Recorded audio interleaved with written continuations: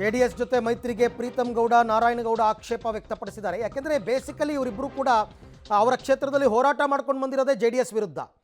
ಅವ್ರ ಜೊತೆನೇ ಫ್ರೆಂಡ್ಶಿಪ್ ಮಾಡ್ಕೊಳ್ಳಿ ಅಂತಂದರೆ ಹೆಂಗೆ? ಹಾಗಾಗಿ ಆಕ್ಷೇಪ.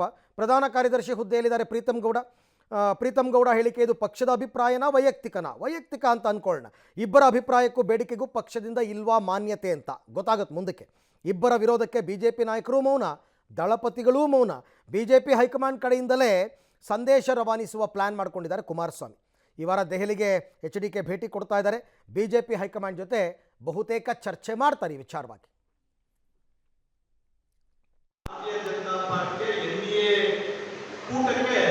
ಜನತಾದಳ ಸೇರಿದೆಯೋ ಹೊರತು ಯಾವುದೇ ಕಾರಣಕ್ಕೂ ಯಾವ ಸೀಟು ಯಾರಿಗೆ ಎಂದು ತೀರ್ಮಾನ ಆಗಿಲ್ಲ. ನನ್ನ ಮನಸ್ಸಿಗೆ ಹೇಳ್ತಾ ಇದೆ, ಹಾಸನ ಮಂಡ್ಯ ಎರಡೂ ಕೂಡ ಭಾರತೀಯ ಜನತಾ ಪಾರ್ಟಿಯ ಅಭ್ಯರ್ಥಿಗಳೇ ಸ್ಪರ್ಧೆ ಮಾಡಿ ನಾವು ಭಾರತೀಯ ಜನತಾ ಪಾರ್ಟಿಯ ಭಾಗವನ್ನು ಹಾರಿಸುವಂತ ಅವಕಾಶ ಬರುತ್ತೆ. ಮಿತ್ರ ಪಕ್ಷವಾಗಿ ಸೇರಿರುವಂತಹ ಜಾತ್ಯತೀತ ಜನತಾದಳಕ್ಕೆ ಮಂಡ್ಯ ಆಗ್ಬೋದು, ಹಾಸನ ಆಗ್ಬೋದು, ಬೇರೆ ಕ್ಷೇತ್ರ ಬಿಟ್ಕೊಟ್ರು ಕೂಡ ಏನು ಕುಟುಂಬ ರಾಜಕಾರಣ ನಡೀತಾ ಇದೆ ಈ ದೇಶದಲ್ಲಿ, ಆ ರಾಜ್ಯದಲ್ಲೂ ಸೇರಿದಂತೆ ಮಂಡ್ಯದಲ್ಲೂ ಸೇರಿದಂತೆ ಪ್ರತಿ ಭಾಗದಲ್ಲೂ ಏನು ಕುಟುಂಬ ರಾಜಕಾರಣ ನಡೀತಿದೆ, ಆ ಕುಟುಂಬದ ರಾಜಕಾರಣದ ವಿರುದ್ಧ ನಮ್ಮ ಸಂಕಲ್ಪ ಇದೆ.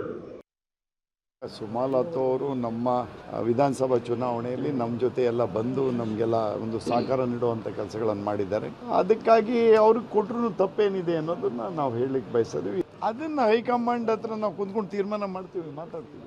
ಮಂಡ್ಯನ ನಮಗೆ ಬಿಟ್ಕೊಡ್ಲಿ, ಮಂಡ್ಯ ನಮಗೆ ಸಹಕಾರ ಕೊಡಲಿ ಅವರು ಅಂತ ಹೇಳಲಿಕ್ಕೆ ಬಯಸ್ತಾ ಇದ್ದೀವಿ. ಸುಮಲತಾ ಅವರು ಈ ಬಗ್ಗೆ ಮತ್ತಷ್ಟು ಮಾಹಿತಿ ನನ್ನ ಕೊಲೀಗ್ ಮಸೂದ್ ಅವರಿಂದ ಪಡೆಯೋಣ. ಮಸೂದ್, ಈಗ ಆಕ್ಷೇಪ ವ್ಯಕ್ತಪಡಿಸ್ತಾ ಇರೋದು ಪ್ರೀತಮ್ ಗೌಡ ಮತ್ತು ನಾರಾಯಣಗೌಡ. ಇವರಿಬ್ಬರ ಆಕ್ಷೇಪಕ್ಕೆ BJPಯ ದೊಡ್ಡ ಲೀಡರ್ ಯಾಕೆ ಉತ್ತರ ಕೊಡಬೇಕು? ದಳಪತಿಗಳು ಕುಮಾರಸ್ವಾಮಿಯವರು ಯಾಕೆ ಉತ್ತರ ಕೊಡಬೇಕು ಅಂತಕ್ಕಂಥ ನಿರ್ಲಕ್ಷ್ಯ ಮನೋಭಾವನ, ಅಥವಾ ನಾವೇ ಸರಿ ಇಲ್ಲ, ನಾವೇ ನಮ್ಮಲ್ಲೇ ಒಗ್ಗಟ್ಟಿಲ್ಲ ಅಂತ ತೋರಿಸ್ಕೊಳ್ಳೋದು ಬೇಡ, ಹೈಕಮಾಂಡಿಂದನೇ ಇವರಿಬ್ಬರಿಗೂ ಸಂದೇಶ ರವಾನೆ ಮಾಡೋಣ ಅಂತಕ್ಕಂಥ ಲೆಕ್ಕಾಚಾರನ ಕುಮಾರಸ್ವಾಮಿಯವರು ಕೂಡ ಮಾತನಾಡ್ತಾ ಇಲ್ಲ, ಯಾಕೆ ಈ ವಿಚಾರದಲ್ಲಿ ಅಂತ? ಅರವಿಂದ್, ಈ ಮೈತ್ರಿ ವಿಚಾರ ಹೈಕಮಾಂಡ್ ಕಡೆಯಿಂದ ಬಂದಿರುವಂಥದ್ದು. ಹೈಕಮಾಂಡ್ ಪ್ರಸ್ತಾಪ ಇಟ್ಟು ರಾಜ್ಯ ನಾಯಕರು ಒಪ್ಕೊಂಡಂತ ಆಗಿದೆ. ಆ ಹಿನ್ನೆಲೆಯಲ್ಲೇ ಎಲ್ಲವೂ ಕೂಡ ಹೈಕಮಾಂಡ್ ಕಡೆಯಿಂದಲೇ ಇತ್ಯರ್ಥ ಆಗಲಿ ಅನ್ನುವಂಥದ್ದನ್ನು ರಾಜ್ಯ BJP ನಾಯಕರು ಕೂಡ ಕಾದು ನೋಡ್ತಾ ಇದ್ದಾರೆ. ಮುಖ್ಯವಾಗಿ ಪ್ರೀತಮ್ ಗೌಡ ಅವರು ಯಾಕೆ ವಿರೋಧ ಮಾಡ್ತಿದ್ದಾರೆ ಎಲ್ರಿಗೂ ಕೂಡ ಗೊತ್ತು. ಒಂದು ಸಂದರ್ಭದಲ್ಲಿ ಅವ್ರ ಮನೆ ಮೇಲೆಲ್ಲ JDS ಕಾರ್ಯಕರ್ತರು ಕಲ್ಲೆಸೆದ್ರು. ಭಾಳ ಜಟಾಪಟಿಯಲ್ಲಿ ರೇವಣ್ಣ ಮತ್ತು ಭಾವನಿ ರೇವಣ್ಣ ಅವ್ರ ಬಣವ್ರ ಜೊತೆಗೆ ಪ್ರೀತಮ್ ಗೌಡ ಅವ್ರ ಬಣ ಮತ್ತು ಪ್ರೀತಮ್ ಗೌಡ ಸಾಕಷ್ಟು ಜಟಾಪಟಿ ನಡೆದಿದೆ. KR ಪೇಟೆಯಲ್ಲಿ JDS ಕಾರಣದಿಂದ ನಾನು ಸೋತೆ ಅನ್ನುವಂತಹ ಭಾವನೆ ನಾರಾಯಣಗೌಡರಿಗಿದೆ. ಆ ಹಿನ್ನೆಲೆಯಲ್ಲಿ ಇಬ್ಬರು ನಾಯಕರು ಕೂಡ ಬಹಳ ಪಟ್ಟಾಗಿ JDSಗೆ ಬಿಟ್ಕೊಡ್ಬಾರ್ದು ಅನ್ನುವಂಥದ್ದನ್ನು ಪಟ್ಟು ಮುಂದುವರಿಸಿದರೆ ಕಾರ್ಯಕರ್ತರನ್ನ ಮುಂದಿಟ್ಕೊಂಡು. ಆದರೆ ರಾಜ್ಯ BJP ನಾಯಕರು ಮಾತ್ರ ಈ ಆಟದಲ್ಲಿ ನಾವಿಲ್ಲ ಅನ್ನುವಂಥ ಸಂದೇಶ ರವಾನೆ ಮಾಡಿದ್ದಾರೆ. ಅದರ ಒಂದು ವಾರ್ನಿಂಗ್ ಸಂದೇಶವನ್ನು ಕೂಡ ಕೊಟ್ಟಿಲ್ಲ ಪ್ರೀತಮ್ ಗೌಡಗಾಗಲಿ ಅಥವಾ ನಾರಾಯಣಗೌಡಗಾಗಲಿ ಅಂತ. ಯಾಕೆಂದರೆ ಎಲ್ಲವನ್ನು ಕೂಡ ಹೈಕಮಾಂಡ್ ಅಬ್ಸರ್ವ್ ಮಾಡ್ತಿದೆ ಅಂತ ಒಂದು ನಂಬಿಕೆ, ಇನ್ನೊಂದು ಹೈಕಮಾಂಡ್ಗೂ ಕೂಡ ಮಾಹಿತಿಗಳು ಹೋಗ್ತಾ ಇರ್ತವೆ ಅಂತ.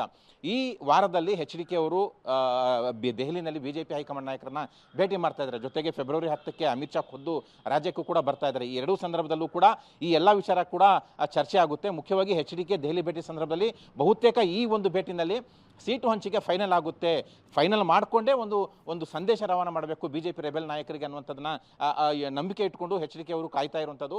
ಹಾಗಾಗಿ HDK ಅವರು ಕೂಡ ಒಂದು ಕಡೆ ಈ ಕ್ಷೇತ್ರಗಳಲ್ಲಿ ತಯಾರಿ ಮಾಡ್ಕೊಳ್ತಾ ಇದ್ದಾರೆ, ಇನ್ನೊಂದು ಕಡೆ ಈ ನಾಯಕರ ಹೇಳಿಕೆಗೆ ಯಾವುದೂ ಕೂಡ ಉತ್ತರ ಕೊಡ್ತಾ ಇಲ್ಲ. ಹೈಕಮಾಂಡ್ ಕಡೆಯಿಂದಲೇ ಸಂದೇಶ ರವಾನೆ ಮಾಡಬೇಕು ಅನ್ನುವಂಥ ತೀರ್ಮಾನಕ್ಕೆ ಬಂದಿದ್ದಾರೆ.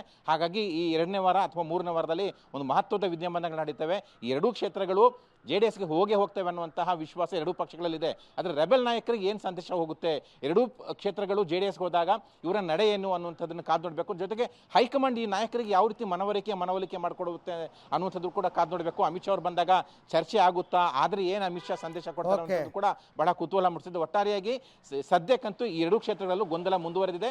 ಬೇರೆ ಕ್ಷೇತ್ರಗಳಲ್ಲೂ ಕೂಡ ಗೊಂದಲ ಮುಂದುವರಿಯುವ ಸಾಧ್ಯತೆ ಇದೆ. ಅರವಿಂದ್, ಹಾಗೆ ಸಂಪರ್ಕದಲ್ಲಿ